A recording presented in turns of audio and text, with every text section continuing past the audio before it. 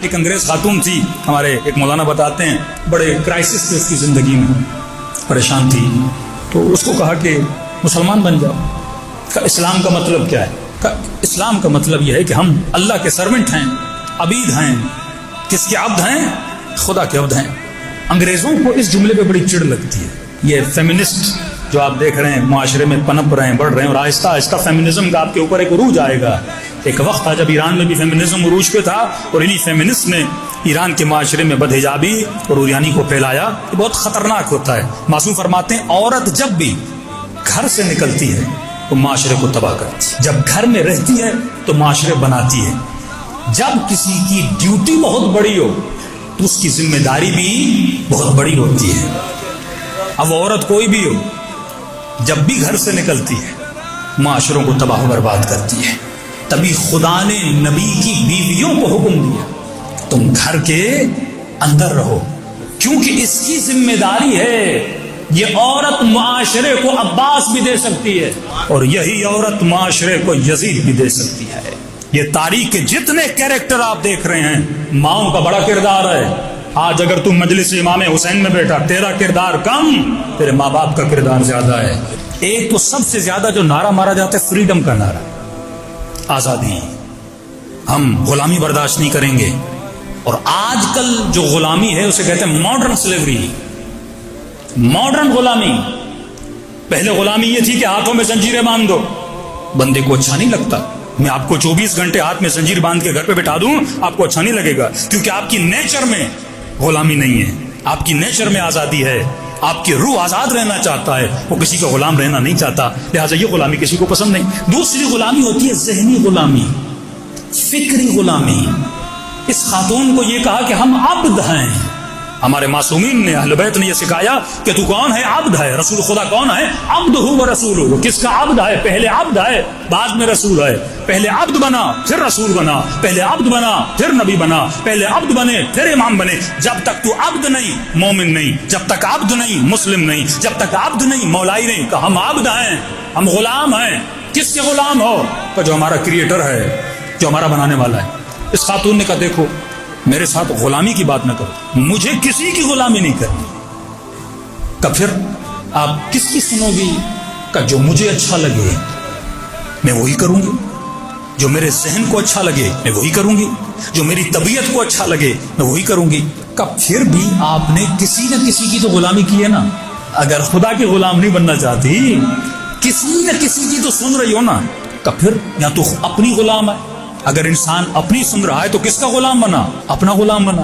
یا شہوت کا غلام ہے، یا مال کا غلام ہے، یا دنیا کا غلام ہے۔ کہ ہم اس کے غلام بنتے ہیں جس نے پوری کائنات کو بنایا ہے۔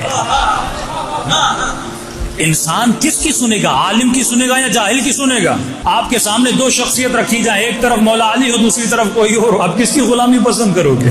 ہر بندہ کہے گا کہ میں علی بن ابی طالب کا غلام بننا چاہتا ہوں۔ اس دنیا میں کوئی بھی ایسا بندہ نہیں جو آزاد ہو، جو بولتا ہے میں آزاد ہوں۔ یہ کائنات کا سب سے بڑا جھوٹ ہے۔ وہ کسی نہ کسی شے کا غلام ہے۔ جو کہتے ہم آزاد ہیں وہ بھی شہوت کے غلام ہیں، مال کے غلام ہیں، دنیا کے غلام ہیں۔ تو فرمایا جو بہترین غلامی ہے وہ اپنے خالق کی غلامی ہے، اور وہ بھی غلامی نہیں ہے کیونکہ اس نے مجھے بنایا ہے، وہ بہتر جانتا ہے اس جسم کو استعمال کیسے کرنا ہے۔ میں نے پچھلے سال آپ کو مثال دی تھی، میں نے کسی دکان پہ جا کے آپ ایک موبائل لیتے ہو، سیمسنگ کا موبائل، ایپل کا موبائل، یاد ہوگی مثال آپ کو۔ تو میں نے کہا اب موبائل آپ ایپل کا لو لیکن فون کرو سیمسنگ والے کو کہ یہ چلتا کیسے، وہ بتائیں گے آپ کو۔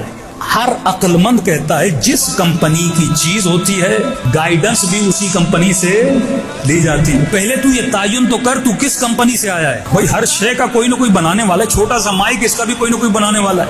بچے کو بھی پتا ہے چھوٹا سا موبائل ہو یا چائنا کا ہوگا یا کسی برانڈڈ کمپنی کا ہوگا۔ کپڑے بھی اسی طرح کسی نے کسی درزی نے تو بنائے نا۔ پہلے یہ تو تعین کر تجھے بنایا کس نے ہے، اور جب کمپنی بناتی ہے تو گائیڈنس بھی دیتی ہے۔ تو یہ ہو نہیں سکتا کہ خدا تجھے بنائے اور وداؤٹ گائیڈنس تجھے چھوڑ دے۔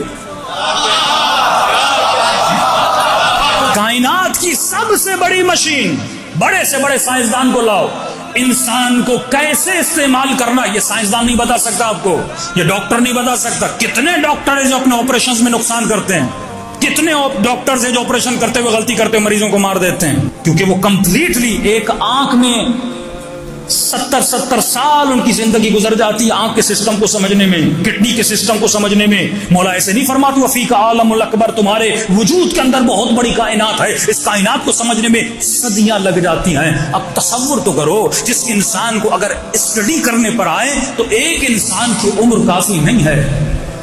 غور سے سنیے گا، اگر آپ ایک انسان کے جسم کو اسٹڈی کرنا چاہیں، کتنے سائنسدان آئے اور گئے، پیدا ہوئے، ابھی بھی اسٹڈی چل رہی ہے، ایک انسان پہ اسٹڈی کرنے کے لیے لاکھوں سائنسدان بھی بیٹھ جائیں پھر بھی ان کی عمریں کم پڑ جاتی ہیں۔ تو کسی ایک ایسے انسان کا ہونا ضروری ہے جو ان لاکھوں پہ بھاری ہو اور اس پورے کائنات کے سسٹم کو جانتا ہو۔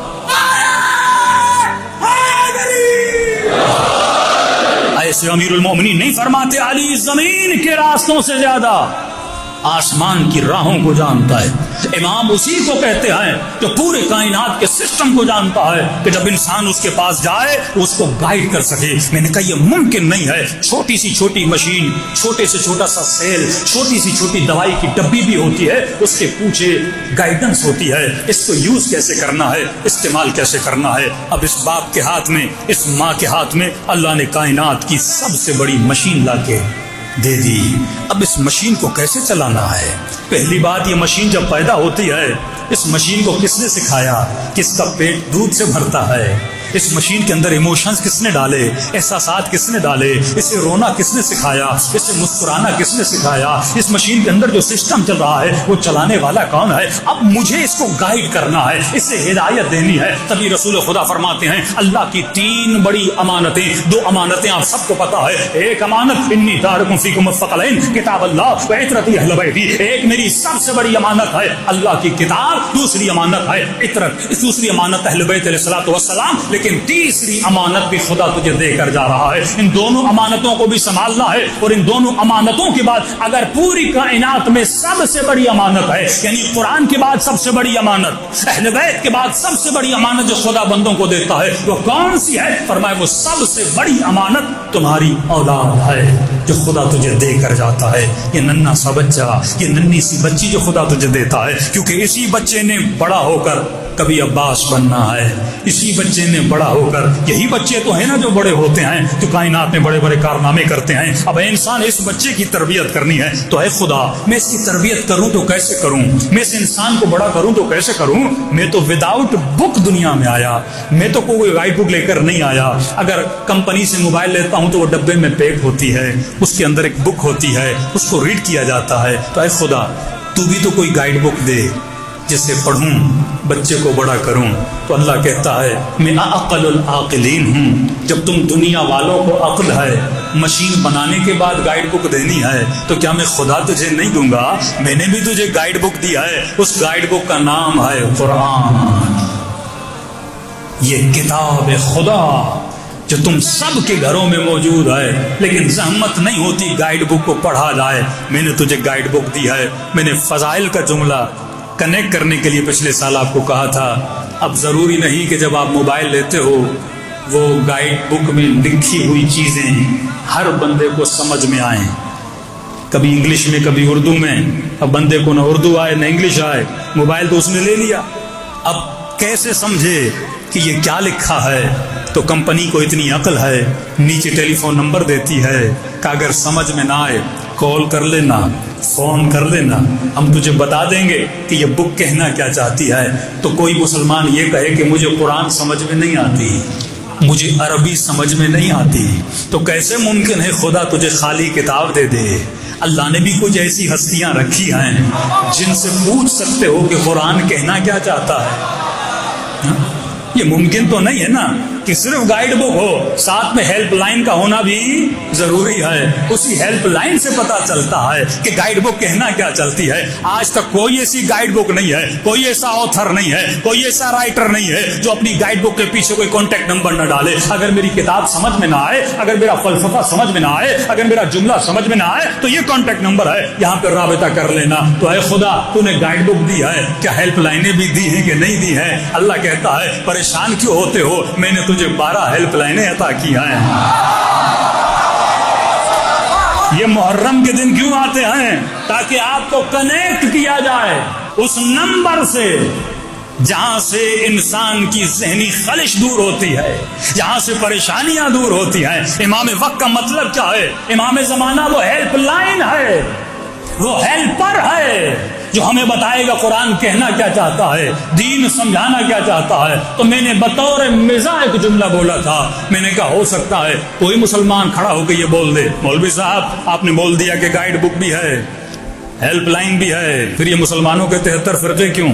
گائیڈ بک بھی ہے، ہیلپ لائن بھی ہے، پھر مسلمانوں کے 73 فرقے کیوں؟ مسئلہ تو نہیں ہونا چاہیے، موبائل خراب ہوتا ہے فون کیا مسئلہ حل ہو گیا، کمپنی میں لے گئے وارنٹی تھی چینج کروا لیا۔ اب ہمارے ساتھ یہ ایشو کیا ہے؟ حدیث پڑھو تو سمجھ میں نہیں آتی، قرآن کی آیت پڑھو تو 10 تشریح ہیں، 10 تفسیریں ہیں۔ میں نے کہا ایشو یہ ہے، اگر تو موبائل لے آئی فون کا، نمبر ملا ہے سیمسنگ کا، تو تجھے ہدایت نہیں ملے گی۔ نمبر 12 ہیں، نہ 3 ہیں نہ 4 ہیں، ہدایت وہیں سے ملے گی جو خدا نے تجھے کیا بتایا ہے؟ نمبر بتایا ہے، صحیح نمبر سے۔ بھائی چھوٹا سا ایک بندہ ہو، اس کا موبائل نمبر ہو 0300 یا 0306، 10 یہاں سے وہاں ہو جائے تو ایک بندہ تجھے نہیں ملتا۔ اگر تم علی کو پہلے سے چوتھے پہ رکھو گے تجھے ہدایت کیسے